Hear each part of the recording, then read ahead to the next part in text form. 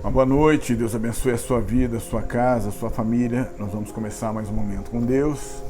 Que as bênçãos do Senhor estejam sobre a tua vida. Querido, Deus me deu um tema nessa noite, 6 lições acerca da figueira estéril. Está lá em Mateus capítulo 21, do 18 ao 22. Vamos ler apenas o 18 para nós ganharmos tempo. Diz assim: E de manhã, voltando para a cidade, teve fome. Vamos orar? Senhor Deus, amado Pai, que seja o Senhor a falar no homem. Desde já nós declaramos a honra, a glória, o poder e o louvor somente a Ti, Jesus. Querido, esse texto fala acerca dessa passagem que nos dá um susto, não é verdade? Quando a gente lê e vê que Jesus liberou uma palavra e essa palavra destruiu uma planta, destruiu uma árvore.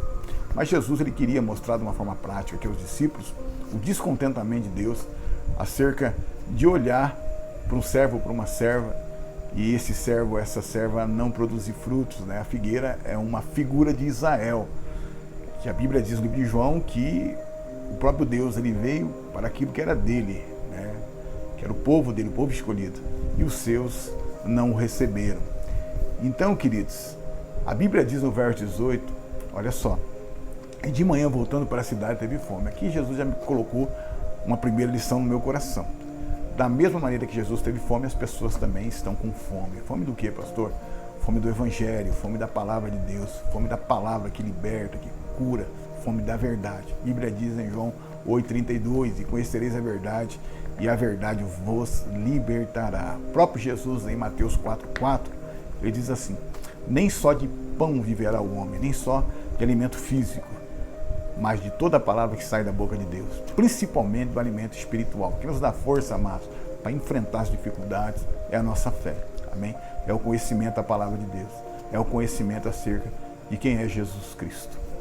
Verso 19, e avistando uma figueira perto do caminho, dirigiu-se a ela, e não achou nela senão folhas, e disse-lhe, nunca mais nasça fruto de ti. E a figueira secou imediatamente. Eu imagino Jesus com fome, olha para uma figueira, né? O fato da figueira ela ter folhas é sinal que ela tinha frutos, né? É quase que simultâneo, frutos e folhas em uma figueira. Só que era uma propaganda enganosa, era um engano, só tinha aparência, né? Imagino Jesus olhando para um servo, né? Que conhece a palavra de Deus, que se veste como crente, que se porta como crente, fala como crente, e esse crente simplesmente ele não produz frutos. Mas é interessante aqui que os outros evangelhos dizem que não era tempo de figos, aquela figueira não tinha obrigação de dar frutos, mas é diferente na minha vida e na tua vida, amém? Para mim e para você, para aquele que serve a Deus, tá? A segunda lição aqui, ó, não existe tempo inoportuno. O próprio apóstolo Paulo, lá em 2 Timóteo, capítulo 4, verso 2, ele diz assim, pregue a palavra, Timóteo, esteja preparado em tempo e fora de tempo. Quer dizer o quê?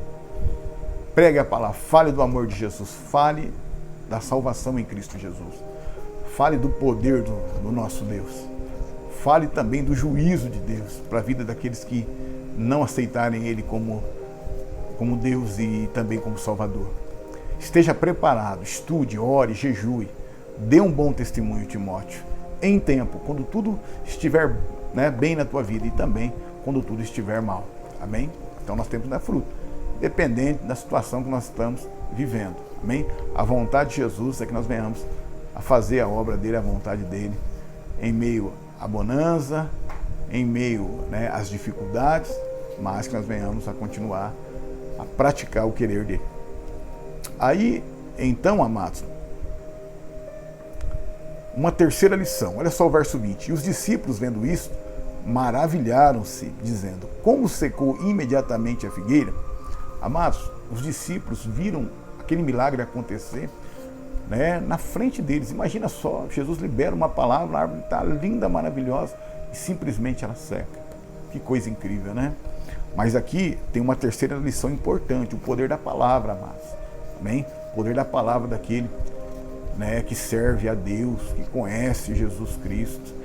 Eu e você, nós temos que ser fontes de bênção, que na minha boca e na tua boca, né, saiam apenas palavras de bênção, palavras de edificação. Jesus aqui, ele queria mostrar uma lição e de forma prática aos discípulos.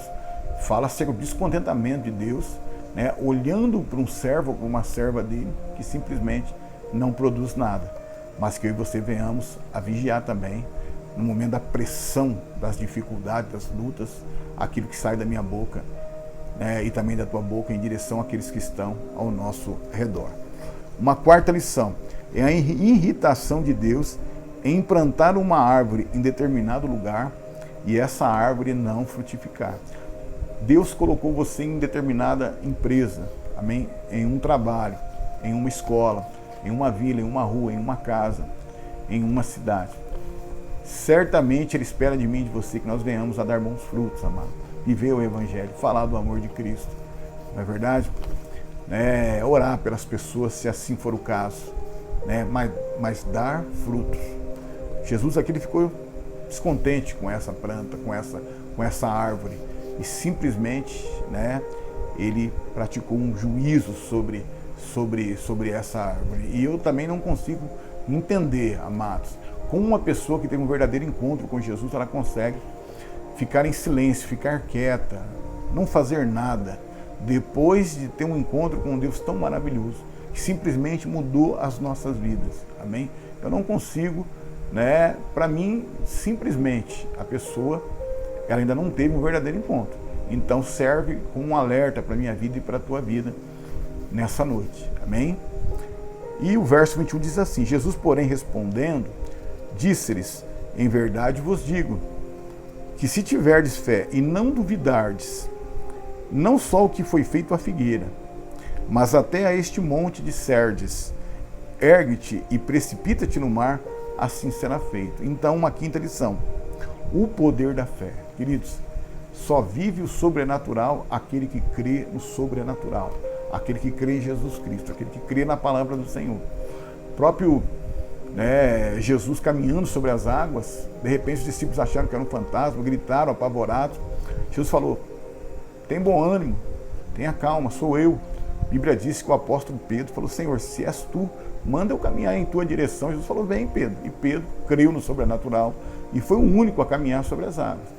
Então, amados, a pessoa muitas vezes ela aceita Jesus, ela se arrepende dos seus pecados, né, ela crê em Jesus, ela vai ser salva. Mas quem pratica uma vida de fé, quem crê no sobrenatural, tem uma outra qualidade de vida espiritual. Amém? Então, quinta lição, o poder da fé, tá? E o verso 22, e tudo que pedirdes em oração, crendo, recebereis.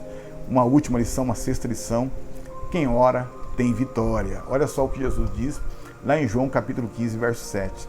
Se vós estiverdes em mim, e as minhas palavras estiverdes em vós, pedireis tudo o que quiserdes e vos será feito. Amados, que o próprio Jesus está dizendo: se vocês estiverem com a vida na minha presença, e as minhas palavras estiverem no coração de vocês, vocês estão colocando em prática a minha palavra, tudo aquilo que vocês pedirem em oração vos será feito.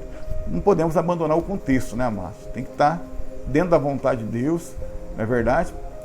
E ser para a glória deles. Certamente Ele faz.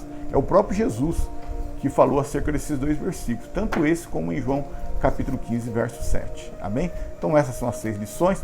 Coloca a mão no teu coraçãozinho, vamos orar. Senhor, obrigado por essa palavra. Senhor, nos faz a cada dia mais árvores frutíferas, meu Pai, para a honra e glória do teu santo e bendito nome. Grave essas palavras no nosso coração. Obrigado, Jesus. Obrigado, Espírito Santo. Em nome de Jesus Cristo. Então, se você gostou desse pequeno estudo, se você puder curtir desde já, eu te agradeço. Se você puder se inscrever no nosso canal no YouTube, Pastor Fábio Rogério Melo, eu fico eternamente grato e você vai estar me dando fôlego para continuar a minha caminhada. Deus te abençoe. Em nome de Jesus, uma ótima noite.